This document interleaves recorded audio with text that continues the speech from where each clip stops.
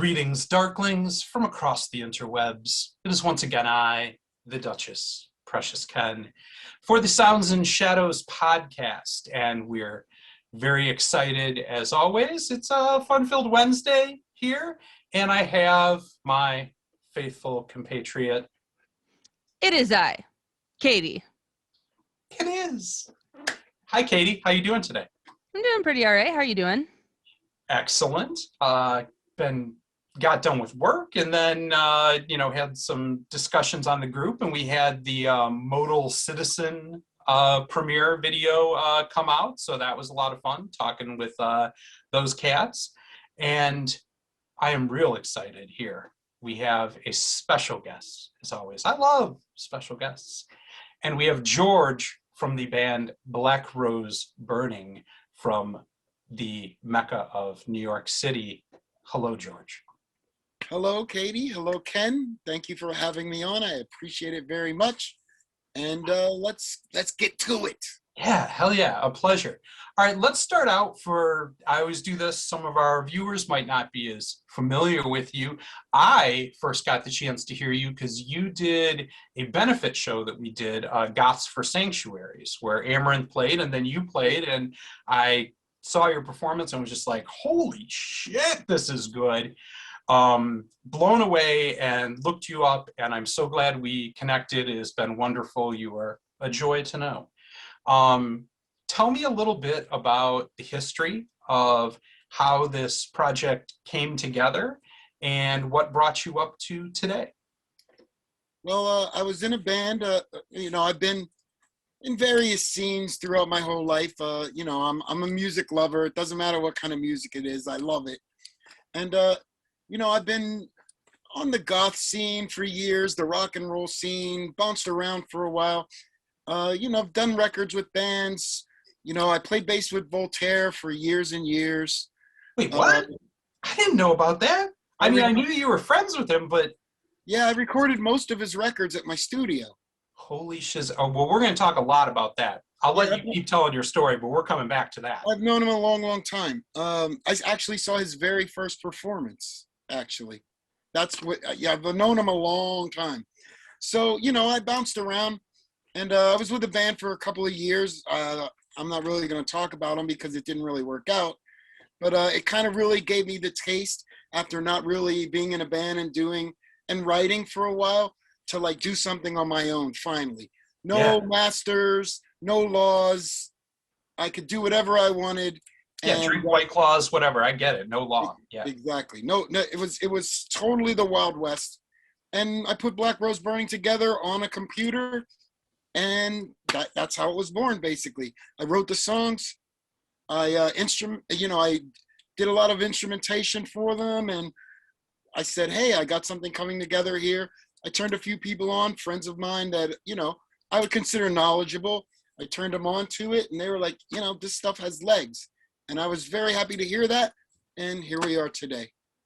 So right before this interview, I coined a phrase which is going to catch on greatly now that I've done so, which is that I feel like you are the Peter Gabriel of goth. That like the way your voice is, how you do it. Why goth? That's kind of, you said like for the last 3 years, that's kind of been the direction it's gone. And I would say that your music, it definitely has dark tones.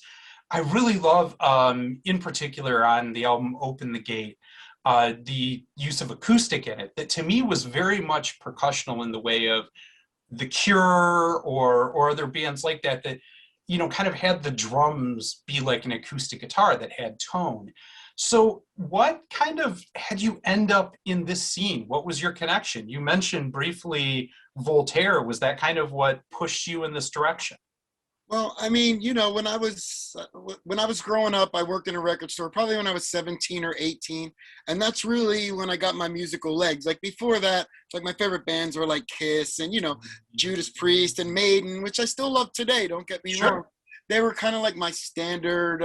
That was my standard. And when I started working at the record store, I really got exposed to a lot of stuff, and stuff like The Cure, stuff, and the more heavier stuff attracted me first. Fields, I love the Sure. Mish, the Cult especially. Like um, that's really where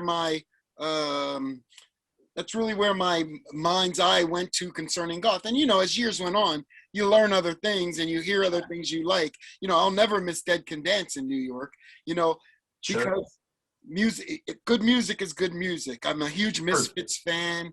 It all just came together. And for the most part, growing up in my household, it was all soul music. My parents were Motown, Stax.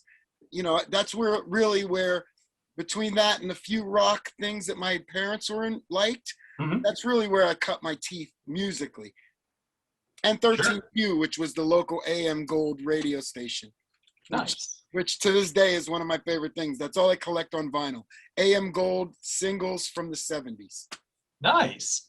I think that's really awesome. And I think that's something, when I say kind of the Peter Gabriel thing, that's what draws me a lot to Black Rose Burning and your music, is the vocals nowadays sounding like Ian Curtis or sounding like, Sisters of Mercy, or it seems like that's done so much. And so when I hear music with a dark flavor like yours, but the vocals are so melodic and beautiful with a man's voice, but like have this beauty to it, like I said, that reminds me of a Brian Ferry or Peter Gabriel, or it really does make it stand aside and have such a different tone. What is it that you really feel like when you recorded this, you wanted to kind of get out to make this your own and make that sound particular to you? I just wanted to, I agree with you. I hear a lot of bands. There's a lot of bands that have that flavor, like, Joy Division, or, like that, people come at it that way because I guess its own voice. Yeah. Right. That's. I've actually tried it, and I sound silly and ridiculous doing it. But it's just my voice, and I inject a certain amount of soul into my singing just due to all the processes that led up to me being a singer. I wasn't always a singer. My first instrument is bass. I was a bass player for many, many years, and a backup singer, quote unquote. Sure. And I said, I really want to do my own thing someday. I'm going to try and up my game as a singer. And my voice turned out this way. And, I think it's amalgam of many different things. Yeah, no, and I'm really glad. Again, that's what makes it unique and wonderful to me, is I think your voice is what really sets it aside.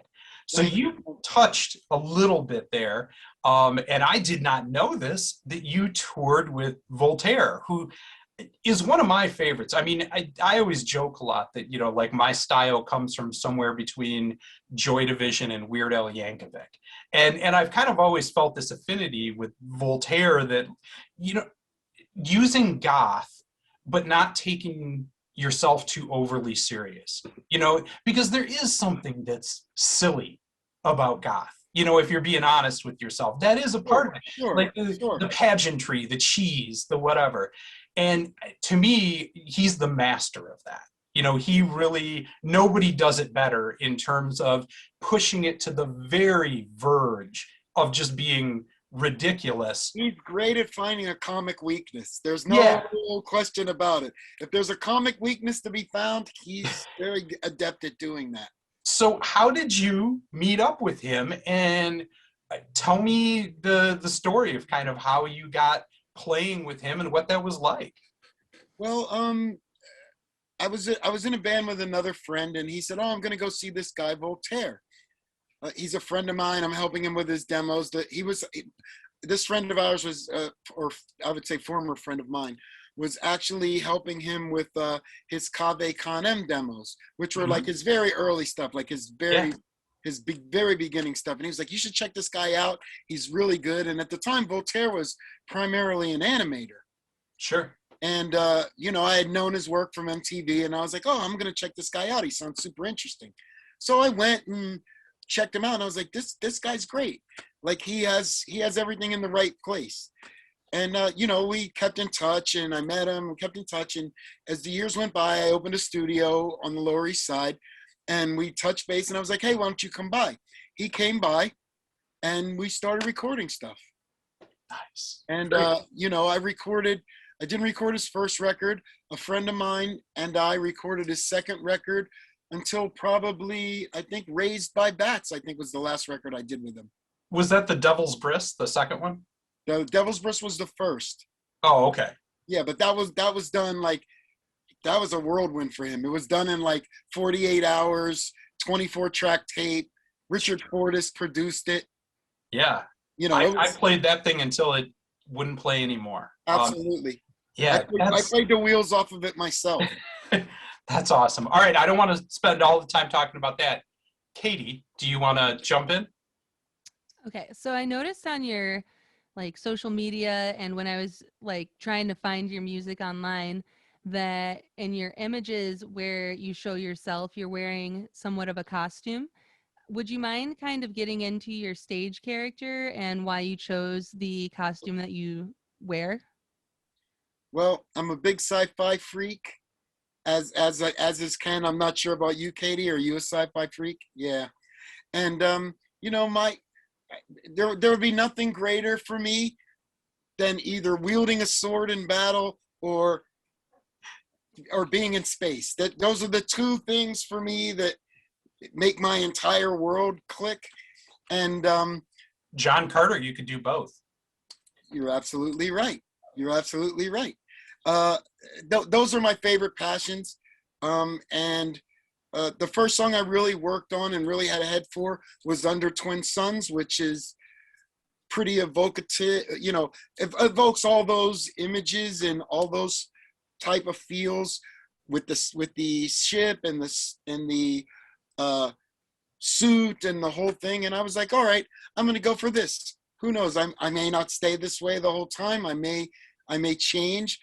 I'm already seeing Daft Punk on goth comparisons.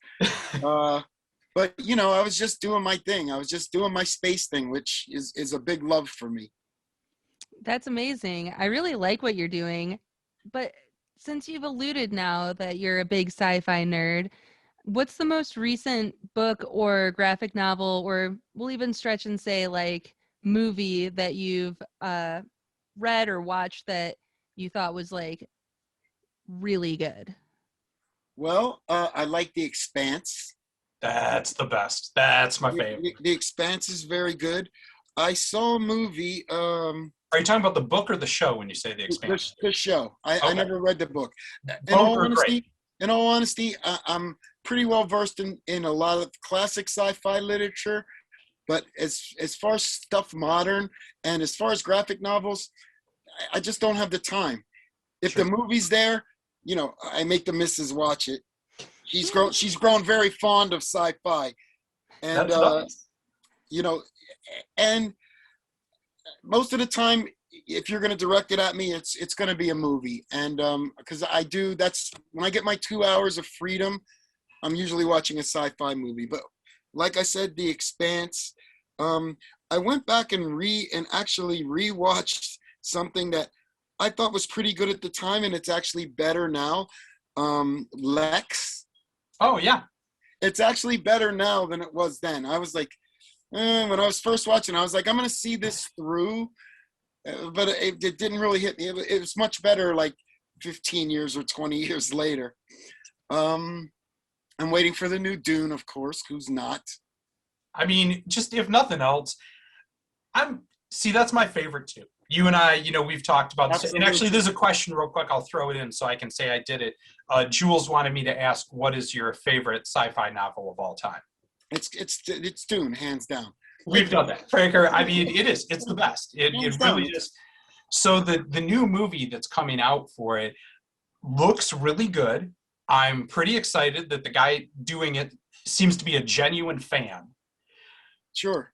But more than anything, he has put together a cast that is everyone who is daddy in 2021 is in this movie.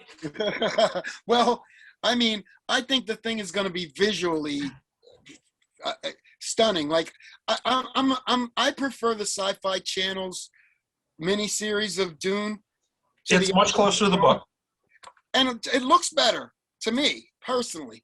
I mean, it has a better feel for everything, but I think this new one, I think it's going to be pretty monumental. So I'm gonna reserve judgment. Exactly. I mean, these days, you know, you really get the hooray for Hollywood moment too Sure. much. And you know, I love superhero films, and I watch them over and over again. I'm probably the worst person at that. Like my wife will be like, "You're watching Infinity Wars again."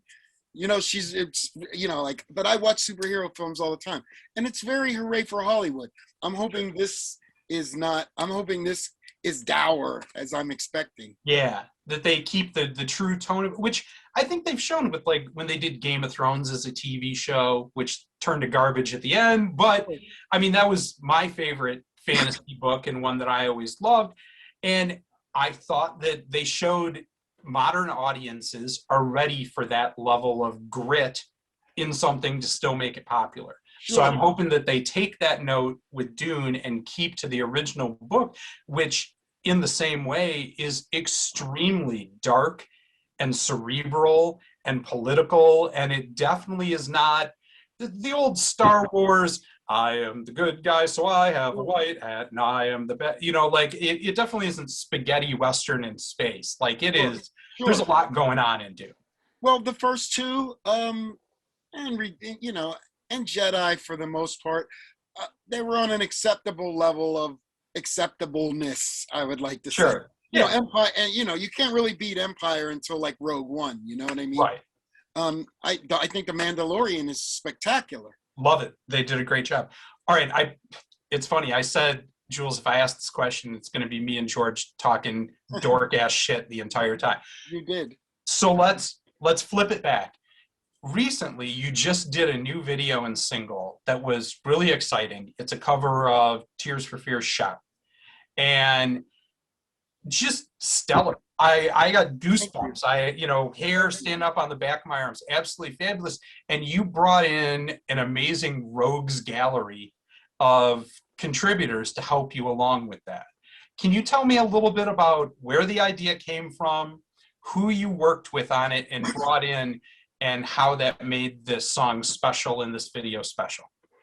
Well, I really enjoy all the people that I worked with on that. I enjoy them as people. I enjoy them as friends. Voltaire was supposed to do it. He couldn't do it. And, you know, I had been talking, and I haven't known him long, but I had been talking online with James from Ashes Fall, and I got his record. I really liked his record. And so he stepped in at the last minute for Voltaire.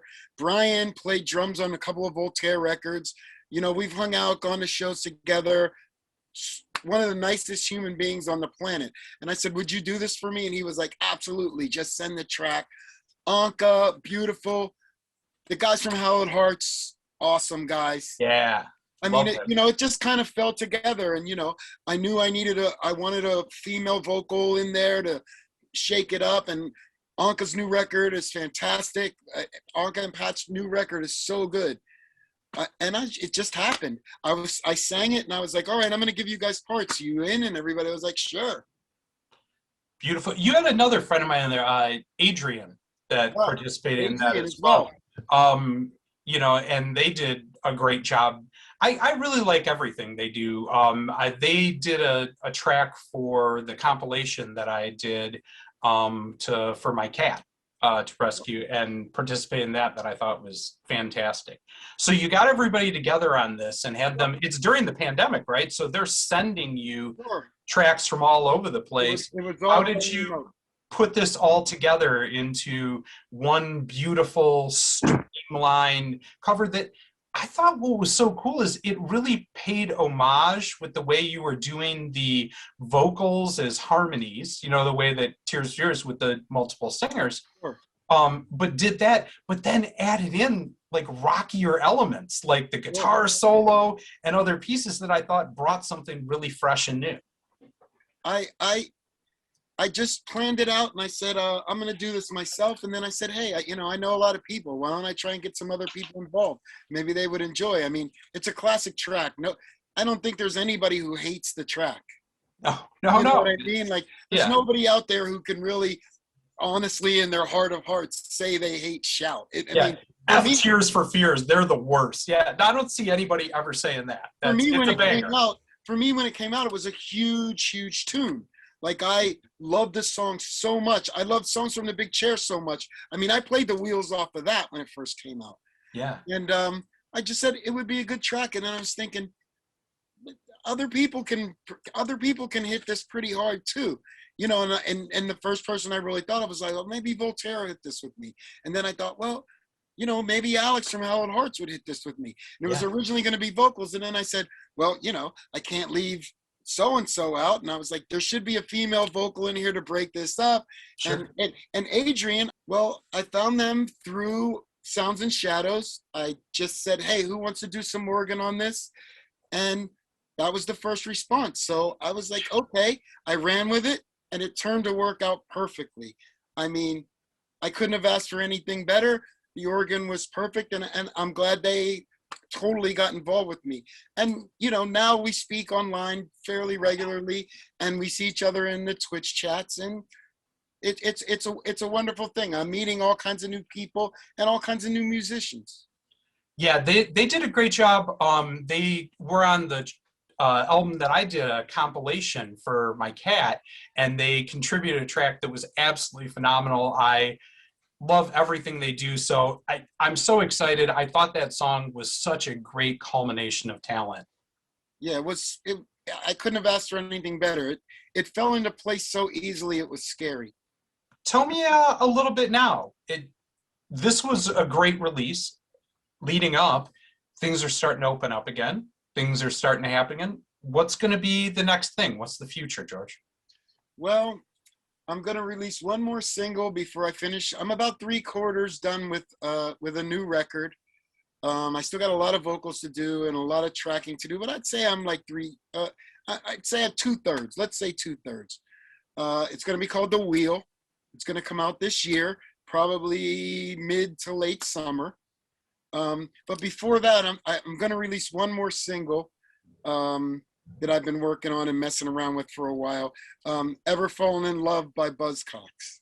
Oh, that's a jam. I'm really hitting it hard too. Like it's a fresh take, I think. I'm enjoying mixing and matching and figuring it all out. I don't want it to sound like the original, but I don't want it to sound too far away from the original. Sure. I'm pleased with the way it's coming. So that'll probably be in a couple of weeks. And then I'll finish up this record, which is my thorn right now. Like, I want to get everything right.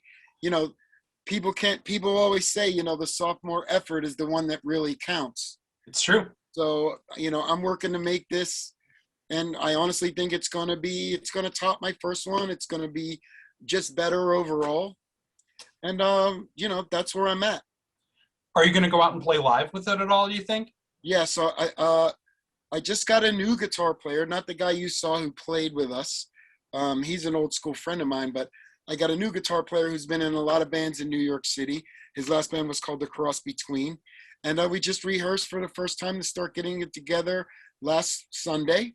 Mm-hmm. And our first show is going to be at the Red Party. Oh, classic. It'll be Red Party for August, which is New York's home base, I like to call it. Yeah. If you come to New York, you got to come to the Red Party because it's the spot. That's what I've heard. And I'm going to push it forward. People are wanting me to do gigs and so on and so forth. And, when I started out, I wasn't sure that's really what I wanted to do. But I found guys that are interested in taking it to this point, and here we go. I'm going to have a hard time, I think, going back just from playing live streaming shows, because I realized at 43 years old how much I enjoy playing the show and then not loading up and just opening a beer and sitting down in the studio and not having to do anything. That's going to be hard for me to fight back on. What do you mean? Singers don't load? I do. You don't load? I'm like the biggest dude in the band. So I'm like, kidding. no, I pick up shit. I take that serious. I'm totally the worst on the road. I'm like, no, everything goes in the room tonight. Everybody travels light and everything goes in the room because the one time you get lazy, that's the time you're done. So, you know, people don't like it on the road with me, but hey, you know, I keep people's stuff in their pocket, you know, Exactly. it's the way it is. Katie? So, this is like the summer of adventure. If I was going to go to New York just to visit, where would I get the best slice? Ooh. The best slice. Well, there's a little spot on my corner called Jay's Pizza that I've been probably eating their pizza for like 25 years. And that's really my go-to because they're like my corner guy. They hook me up. They slather on everything. They totally take care of me. I mean, there's a lot of good pizza. It depends on what kind you like. Do you like thick crust doughy pizza? Do you like thin crust oven pizza? I mean, I couldn't give you one or two pizza We're shops. talking New York proper. There's New a York million. proper slice. I mean, for me, that's a thick dough, a thick crust, and Jay's is where I go. I mean, I've been going there for years. That's my go-to. Thick enough that the grease can pool in the pizza, and you can kind of drink a shot of it right before you take that first bite. When you fold it like this and you go like this, the grease just pours out. When you fold the triangle in half, the grease just pours right out, and the sauce is nice and sweet, not too sweet, not too bitter. It's perfect. I love these guys, and the owner's very nice to me. So I'm definitely gonna stop there when I come to town next because that sounds really good. 16th Street and 7th Avenue. Shout out, yeah. Jay's Pizza. Jay's Pizza. All right. So next thing I always like to ask is we are a music review page. So I like to know, what are you listening to, George? Give me 3 things right now that you're spinning that are getting you excited and turned on for the future. Well, my latest super huge, super humongous, supercharged love, and how I wasn't aware of this before, is Delphine Coma. Like I'm so like loving them. I can't tell you how much. I was like, how did I miss this? I'm really like, how did I miss this? And Leaving the Scene, is just a fire album. I mean, I like the new one too, but yes, Delphine Coma is amazing. I actually heard Ash first because on Pete Byrne, who does all our mastering and the band Kill Shelter, he sang one of the songs on Pete's breakout album, Damage. And it's my favorite song off one of my favorite albums of 2019. Just absolutely killed it on it. So that's a great one. Fucking shout out to Ed. He's terrific. It's songwriting, it's instrumentation, it's everything I like. I don't find anything out of place. I don't find anything odd. I don't find anything that isn't attractive to me. Yeah. Especially with this latest record. I mean, I went back and picked up other things, and I've listened to them as well. But the latest record, I said I always buy everybody's latest record. If I don't know the band, I'm going to buy the latest record because that's probably the tried and true tested method. Sure. For post-punk for me. If it's rock and roll, they probably blow their wad on the first record. You know, I love doing that with bands anyway, working my way back. I love when I find a band that everyone's like, how did you not know about this? They've been in the scene 10, 20 years. And then listening to, like you said, the newest one and wandering back through the catalog. Exactly. And that's one of my favorite things to do, like find how they got to the place you found them. I mean, their latest record gets more play than probably anything for me right now. Nice. What else am I listening to? All right, number 2. I would have to say the latest Bootblocks record gets a lot of play. Trevor, I mean, not just fire. Not just because I hung out with Barrett once. No, I'm kidding. No, it's. I mean, he is dreamy as fuck. It's true. Like, it's very well done. It's very well done. Yeah. It's especially the last track on the record, which threw me for a loop when I first heard it. I was like, I love this. It's, it's an all-encompassing record. It sounds like them, but it's like definitely a leap forward Yeah. in a sound for them. And the production is great. I mean, you can't really fault that record. You know what I mean? Yeah, I think to me, like I'd seen them live a couple times, and I always was kind of thrown by the fact that when you see them live, it's such a next level show compared to the first couple recordings that I heard. And Sure. Jason from Actors, Jason Corbett, did their recording for this latest album, and to me, that was the one where finally that voice of the live show was captured on tape. Sure, And sure. it's just phenomenal, just absolutely amazing record. So two great picks. It's a totally well done record.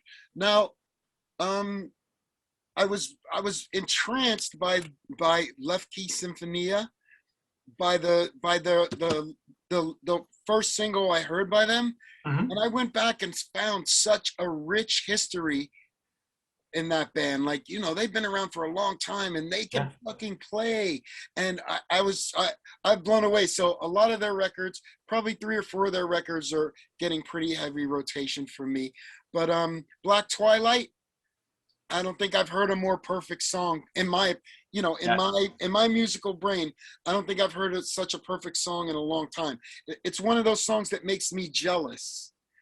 Like I said, fuck, I wish I would have wrote that. This makes me jealous. I'm actually jealous of this band's song. Why didn't I think of that? Exactly. I get that all the time. Exactly. So those are probably the 3 bands that are getting the most rotation. But I mean, I do spend a lot of stuff. I drive every day to work. Coming home is longer than going because there's no one out in the morning. So, Right. Maybe it takes me 45 minutes to get home. And that's where I do all my listening most of my days, because that's basically my free listening time. Those are probably the bands that are getting a lot of spins. I like Horror House. A friend of mine is doing this really like low-key, weird, almost John Carpenter-ish cool kind of thing. That's pretty much where I'm hitting lately. Yeah, nice. And I'm playing a lot of old actors as well, and Twin Tribes. Can't go wrong there. And Twin Tribes, the classics. What Sure. we consider the modern classics. They are modern classics, and yeah, Twin Tribes. Another. I mean, I don't know if you know this. Fun fact: our page, Sounds and Shadows, Twin Tribes was the first band I ever reviewed, and Sounds and Shadows comes from their first album, Shadows. Yeah, right on. Joel and Louise are the bomb. They're impeccable. I mean, there's so many bands that I like. It's hard to even pick them. Like Crew Live, Sure. I love them. Great. Twin Tribes, she passed away. I mean, and these all seem like on the major forefront of bands, but I'm a little on the melodic side type of guy. Sure. I mean, I get invited to like a lot of events or stuff on Twitch that's more on the oomph or the industrial side, and that's more my wife likes that kind of thing. Like, she's more of the dancer than I'm a terrible dancer. I'm a good bar holder. I'm king of the north end of the bar. Yeah, you guard her purse while she's on the floor. I understand. I'm the same way. I'm excellent at that. But there's certain songs, and I always tell everybody, there's certain songs that I absolutely have to dance to. She will not allow me not to, which are like Love Like Blood, Sparrows and Nightingales. Like, there's like 4 or 5 songs that she'll be like, all right, it's your time. So I'll go out and twitch awkwardly to make her happy. And that's a good one. What's yours, Katie? What's your you must go to the dance floor song? I don't know. I'm pretty easy when it comes to that. Anything you'll just run out there? The beat is infectious. I don't know. That's do you dance a lot, Katie? I mean, do you stay on the floor all night, or? I kind of I feel out the room. If there's a lot of people dancing, then I might. But I like to kind of dance privately in the booth in the back where people can't see me or judge me. So, so I guess, you're about as confident in your dancing as I am. Yeah, I mean, I do, like, I don't know, out on the dance floor. Okay, there was a brief period at work because I have a very like tame job that doesn't require a super ton of me, and I decided that I was just going to like spend 30 minutes a day dancing in a corner that nobody could find me, and I feel like I'm almost there. I'm almost to like taken to the dance floor in Nice. public. Indeed. Mine Indeed. is that I have to conserve my energy because, I'm 43 and, too big. Wow. So, You're a youngling. but mine would be Shriekback Nemesis. If I you love play that song. Shriekback Nemesis, I don't care where we are, what's going on. I am on that floor and I'm breaking it down like I'm 21. I love that song. That the first Classic. time I heard that song, it blew my mind. Actually, I was like, "What is this?" But so I'm an old guy. Like I was hearing this. I was hearing that like that came in as a 12-inch single to the store, and I was like, "What is this?" It always blows my mind that two of those guys are in the Sounds and Shadows group now, where I'm like, Oh, I what didn't is know that. life? Yeah, That's yeah, awesome. there. That's awesome. Okay, so I'd love for you a little bit before we, tune out, and I want to spin one of your songs at the end here. To me, another album that I briefly touched on for you was "Open the Gate," and to me, this was just such a different sound from anything that I don't know, heard in modern electronica, dark wave, goth, in the use of the acoustic guitar to pull off all of these songs. What sprung that to you and gave you that idea to kind of do this singer-songwriter style, but still achieve that, I don't know, the homage to kind of like the dark synthwave stuff that you were doing, because you can hear both, but you can't lose that percussional guitar in it. Dude, I love you say that. Thank you so much. I love that you said that. That's just an extension of my faceted characters. I mean, I'm a huge fan of Led Zeppelin 3, not afraid to admit it. I'm a huge fan of certain, folkish type of music that isn't necessarily goth. Sure. I mean, and to be honest, I mean, I always said, maybe one day, I'll do that. It came faster than I expected it to. Yeah. Because I really had nothing to do. And I was like, well, these songs are all done to a click, as we all know. Everybody goes to a click when you're playing electronic music. And I said, I can pretty much do anything I want. And a wise man once told me when I was first learning to play an instrument and I was first learning to figure out music, he said, the sign of a really good song is that you can pick up a guitar and play it. Mm-hmm. You and the guitar. That's a sign of a song, of a real song. Yeah.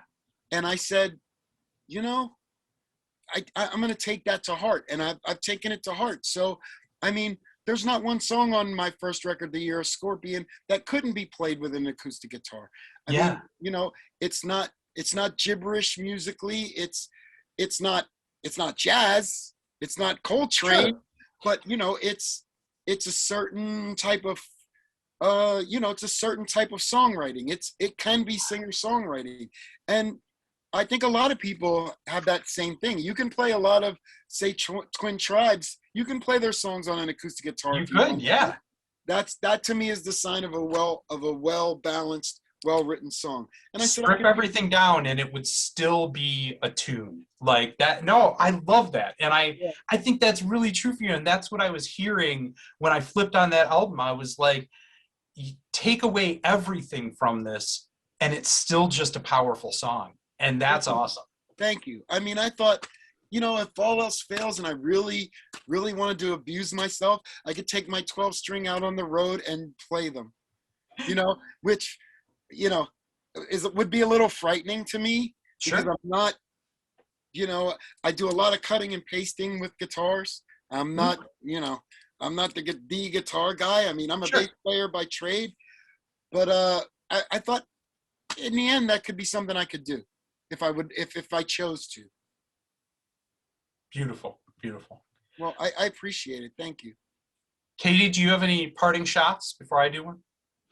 I just want to thank you for taking the time to talk with us today. I really enjoy your work. It's something that when I'm listening to it, it like the whole span of frequencies is so pleasing to my ears.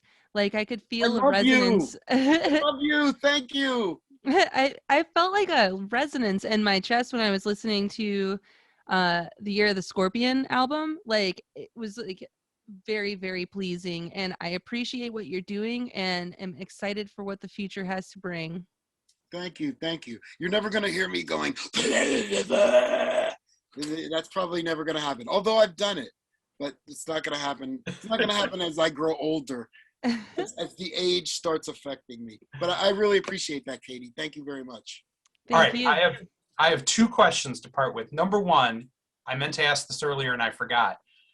I really love your logo. And I think it's just, I love when a band has a simple idea, but it's easily recognizable, stands out, and says who you are.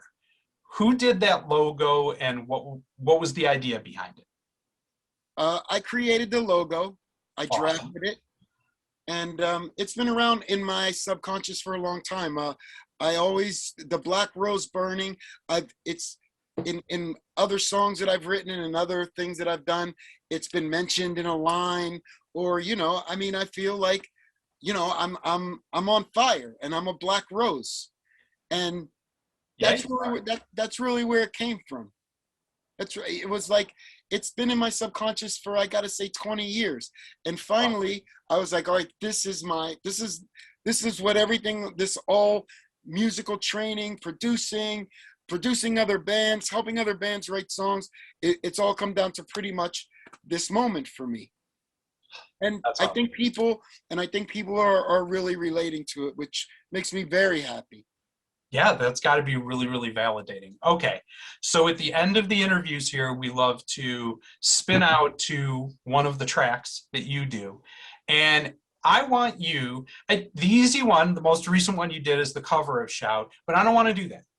I want to have you tell me, what is a song that you feel a real personal connection to?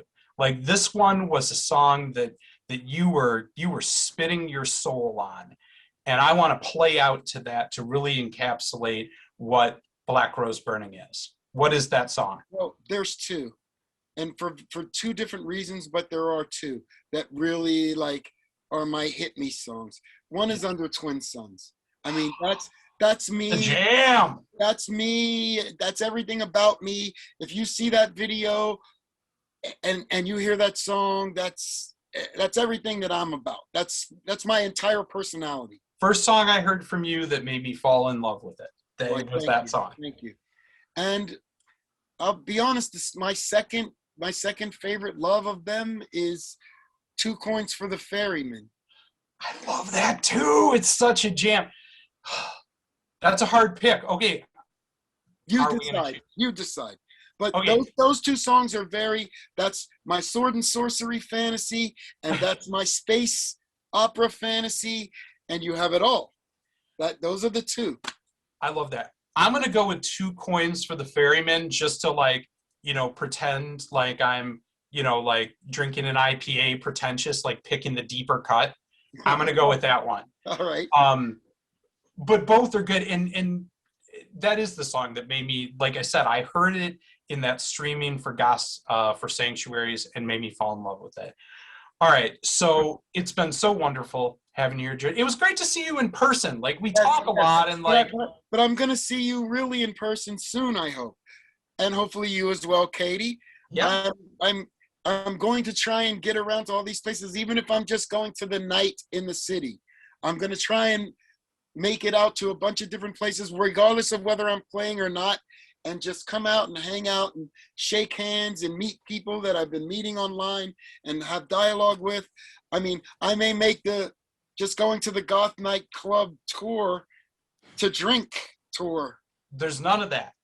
Exactly. You're coming to Kalamazoo, Michigan. I will feed you.